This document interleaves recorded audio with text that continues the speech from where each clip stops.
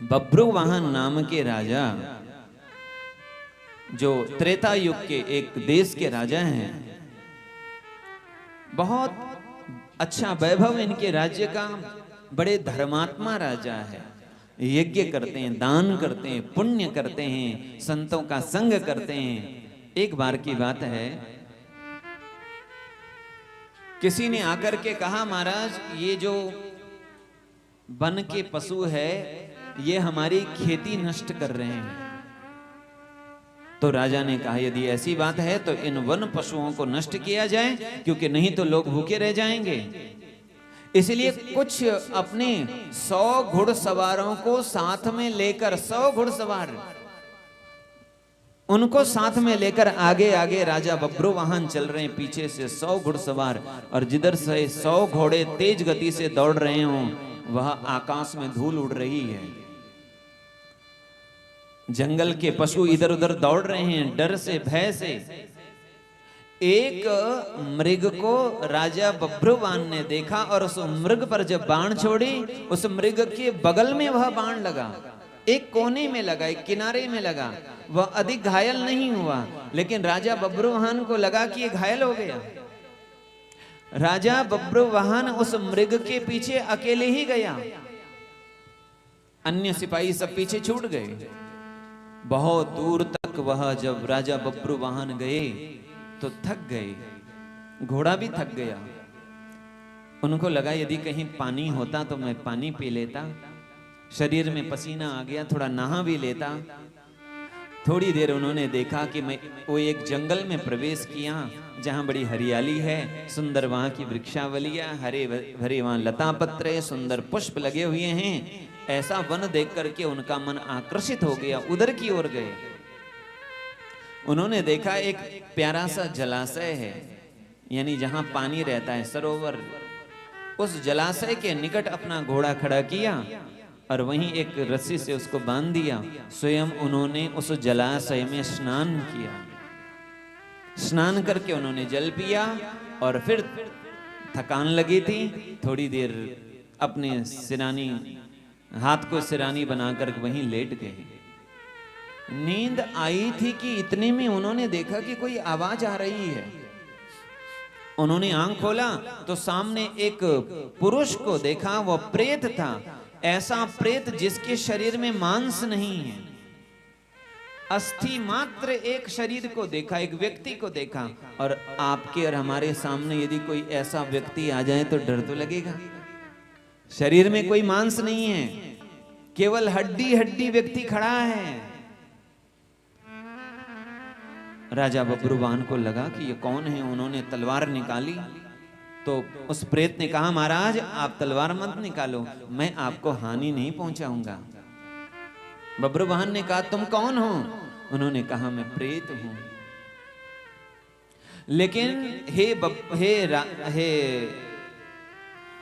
पुरुष, मैं आपको कहूं कि आपके दर्शन करने से ही मुझे इतना लाभ मिला कि मुझे वाणी आ गई है, मुझे बोलने की शक्ति मिल गई है।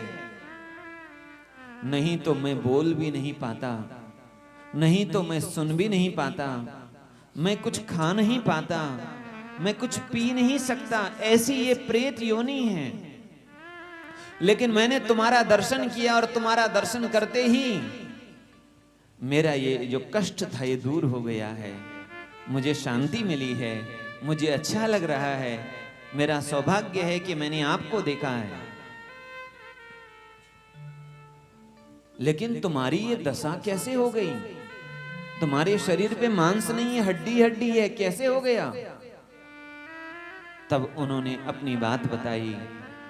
मैं विदिशा नाम के एक नगर में वैश्य परिवार में जन्म लिया। मैं सब कुछ कुशलता से था, सब कुछ ठीक था। मेरे यहाँ कोई कमी नहीं थी, पैसे की कमी नहीं थी, सेवकों की कमी नहीं थी, सब कुछ था। लेकिन मेरा कोई परिवार नहीं था, मेरी कोई संतान नहीं थी, कोई सगे संबंधी भी नहीं थे।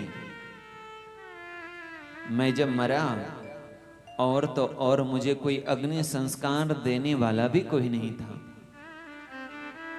अग्नि संस्कार होने के बाद जो 13 दिन तक 13वीं तक जो क्रियाएं होती वो भी नहीं हुई, जो मासिक श्राद्ध होते हैं वो भी नहीं हुआ। गरुड़ पुराण में कहा मासिक श्राद्ध भी जरूर करना चाहिए। एक साल में वो 16 जो श्राद्ध होते हैं वो अवश्य करना चाहिए। लेकिन जब किसी ने वो नहीं किया, और्ध्व देहिक कर्मों से कहते हैं, यानी देह छूट जाने के बाद जो कर्म है जब वो किसी ने नहीं किया,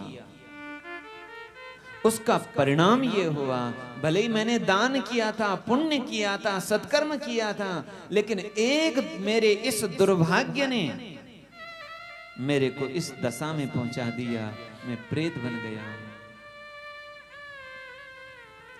अच्छा, तो अब तुमको मुक्ति कैसे मिलेगी?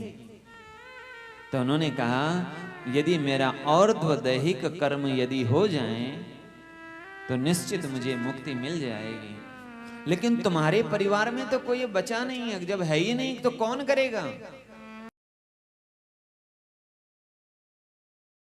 देश का राजा होता है, राज्य का मुखिया होता है, गांव का मुखिया होता है। जो मुखिया होता है वह सब परिवारों का मुखिया होता है। वह चाहे किसी भी वर्ग के व्यक्ति का और्ध्व दैहिक कर्म कर सकता है, अंत्येष्टि कर्म कर सकता है, और वह किसी के भी देह के बाद जो क्रियाएं होती वो कर सकते हैं।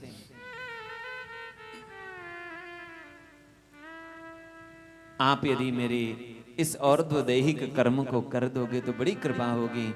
उन्होंने एक मुद्रा दी, रत्न दिया, आप इस धन से मेरा और्ध्व दैहिक कर्म करिए। उतने में उनको आवाज आ रही थी, कुछ उस प्रेत के आजू बाजू बगल से आवाज आ रही थी। तो उन्होंने कहा ये आवाज कहां से आ रही है? राजा बब्रुवान के कहने पर प्रेत ने कहा ये वो सब प्रेत हैं जिनका अंत्येष्टि संस्कार ठीक से हुआ नहीं। ये वो सब प्रेत हैं अंत्येष्टि संस्कार के बाद जिनका कोई क्रिया नहीं हुई। ये प्रेत बन गए हैं और प्रेत बनकर के बड़े दुखी है। ये दिखाई नहीं दे रहे हैं पर ये बड़े दुखी हैं। इनका उद्धार भी तभी होगा यदि कोई और दैहिक कर्म करेगा तब राजा ने अपने राज्य में आकर सबसे पहले उस व्यक्ति के लिए और दैहिक कर्म किया, ब्राह्मणों को बुलाया, और जब और दैहिक कर्म किया वह प्रेत वहां प्रकट हुआ। त्रेता युग का समय था जब देवता भी प्रकट होते थे, प्रेत भी प्रकट होते थे। वह प्रकट हुआ, उसने कहा राजन आपने मेरे लिए जो ये और्ध्व दैहिक कर्म किया है इसका लाभ मुझे मिला है। अब मेरे जो पाप थे वह दूर हो गए हैं, अब मैं स्वर्ग को जा रहा हूं। बोलिए वृंदावन बिहारी लाल की जय।